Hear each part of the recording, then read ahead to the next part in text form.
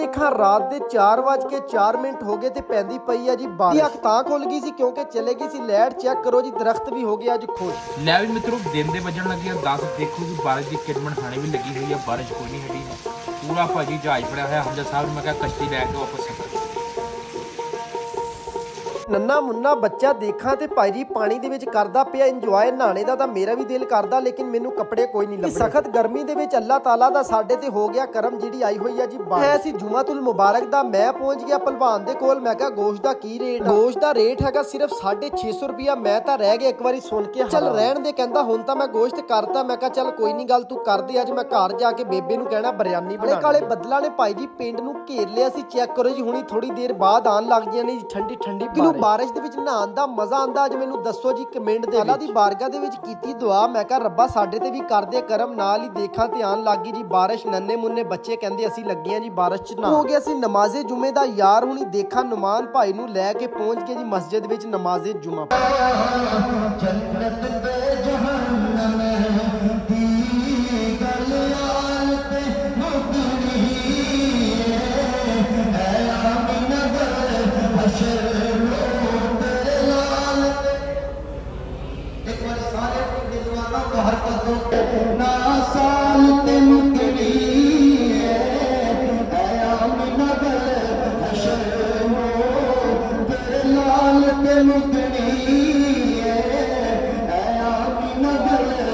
ਜੁਮਾ ਪੜ ਕੇ ਯਾਰ ਹੁਣੀ ਜਾਂਦੇ ਪਏ ਆ ਜੀ ਘਰ। ਘਰ ਜਾ ਕੇ ਦੇਖਦੇ ਆ ਕੀ ਪੱਕਿਆ ਜੀ ਖਾਣੇ। ਇਸ ਟਾਈਮ ਲੱਗੀ ਹੋਈ ਹੈ ਜੀ ਭੁੱਖ। ਦਿਲ ਤੇ ਰੱਖ ਲੈ ਹੱਥ, ਕਿਉਂਕਿ ਆਣ ਲੱਗੇ ਜੀ ਮਾਂ ਦੇ ਹੱਥਾਂ ਦੀ ਗਰਮਾ ਗਰਮ ਬਿਰਿਆਨੀ। ਹੋਵੇ ਠੰਡਾ ਤੇ ਮਾਂ ਦੇ ਹੱਥਾਂ ਦੀ ਗਰਮਾ ਗਰਮ ਬਿਰਿਆਨੀ ਖਾਣ ਦਾ ਵੀ ਆਪਣਾ ਹੀ ਸਵਾਦ ਆਈ। ਨਹੀਂ ਖਾ ਕੇ ਫਿਰ ਸਵਾਦ ਆਈ ਤਾਂ ਸਾਰਾ ਹੀ ਆ ਗਿਆ। ਕਮੈਂਟ ਦੇ ਵਿੱਚ ਦੱਸੋ ਕਿਹਨੂੰ ਕਿਹਨੂੰ ਬਿਰਿਆਨੀ ਪਸੰਦ। ਖਾਣੇ ਤੋਂ ਬਾਅਦ ਮੈਂ ਗਿਆ ਸੀ ਸੋ। ਜਿਵੇਂ ਅੱਖ ਖੁੱਲੀ ਯਾਰ ਹੁਣੀ ਪਹੁੰਚ ਗਏ ਮਸਜਿਦ ਵਿੱਚ, ਕਿਉਂਕਿ ਨਮਾਜ਼ੇ ਅਸਰ ਦਾ ਟਾਈਮ ਹੋ ਗਿਆ। ਅਸਰ ਤੋਂ ਬਾਅਦ ਜੀ ਪਿੰਡ ਦੇ ਗਰਾਊਂਡ ਦੀਆਂ ਦਿਖਾਵਾਂ ਰੌਣਕਾਂ ਤੇ ਕਬੱਡੀ ਦੇ ਯੰਗ ਸਟਾਰ ਮੁੰਡੇ ਕਰਨ ਲੱਗੇ ਹੋਇਆ ਜੀ ਕਬੱਡੀ ਦੀ ਤਿਆਰੀ। ਚੱਲ ਬਈ ਫੇਰ ਆ ਬਈ, ਕਹਿੰਦਾ ਫੇਰ ਆ ਇੱਕ ਵਾਰੀ। ਪਤਾ ਚੱਲ ਜੇ ਹੁਣ ਜਾਵੇ ਨਾ ਹੁਣ ਜਾਵੇ ਨਾ ਹੁਣ ਇਹ ਲੈ ਬਈ ਹੁਣ ਨਾ ਜਾਵੇ